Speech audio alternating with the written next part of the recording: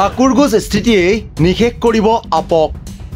নাও বুৰিলেও টিঙৰ পৰা নানামে আপ ভেটিও নাই সংগঠনো নাই প্ৰাৰ্থী দিব 126টাত আপৰ অংকত সদায় জংকপংক কিয় 2026 চনৰ এপ্ৰিলত অনুষ্ঠিত হ'ব অসম বিধানসভাৰ নিৰ্বাচন শাসক বিৰোধী দুই পক্ষৰে উথপথপ যদিও শাসক দল বিজেপি এই ক্ষেত্ৰত যথেষ্ট আগবাঢ়ি আছে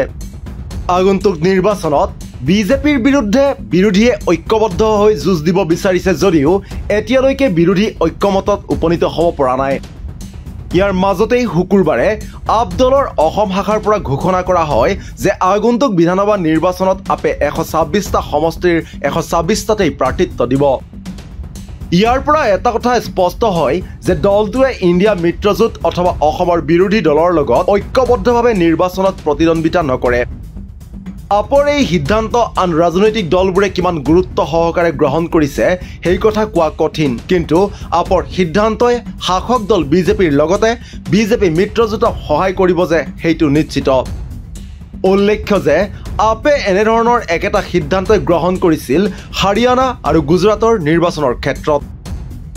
2022 চনত অনুষ্ঠিত গুজৰাট বিধানসভা নিৰ্বাচনত অৱশ্যে দলটোৱে 5খন আসন লাভ কৰিছিল যদিও কংগ্ৰেছ দলৰ প্ৰাৰ্থীক খুব কম ব্যৱধানত হৰুৱাই বিজেপি প্ৰাৰ্থীৰ জয়ী হোৱাৰ পথ প্ৰশস্ত কৰি দিছিল আপে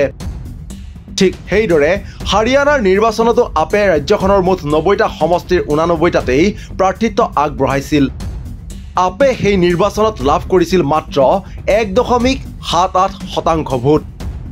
অৰ্থাৎ প্ৰতি 100 গৰাকী ভোটাৰৰ দুজনেও ভোট দিয়া নাছিল আপ প্ৰাৰ্থীক কিন্তু ইমান কম সংখ্যক ভোট লাভ কৰিও দলটোৱে ক্ষতি কৰিছিল কংগ্ৰেছক আপে এনেদৰে ভোট বিভাজন কৰাৰ ফলত খুব কম সংখ্যক ভোটৰ ব্যৱধানত পৰাজিত হৈছিল কংগ্ৰেছ প্ৰাৰ্থী আপৰ সকলোতকৈ দুৰ্বল দিশটো হ'ল সাংগঠনিক ভেটি নথকাকৈ আপে প্ৰাৰ্থিত্ব আগবঢ়ায় দিল্লী আৰু পাঞ্জাবৰ বাহিৰে আন ৰাজ্যত দলটোৰ ভেটি শক্তিশালী নহয়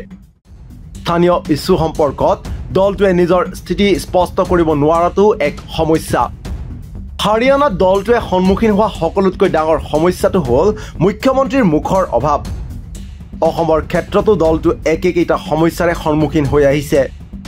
তথাপিতো কিন্তু দলটোৰ নেতৃত্বৰ আকুৰগুজ মনোভাৱৰ বাবে প্ৰতিটো নিৰ্বাচনতেই দলটোৰ প্ৰাৰ্থীয়ে আমান্তৰ ধন হেৰুৱাব লগা পৰিস্থিতিৰ সৃষ্টি হৈ আহিছে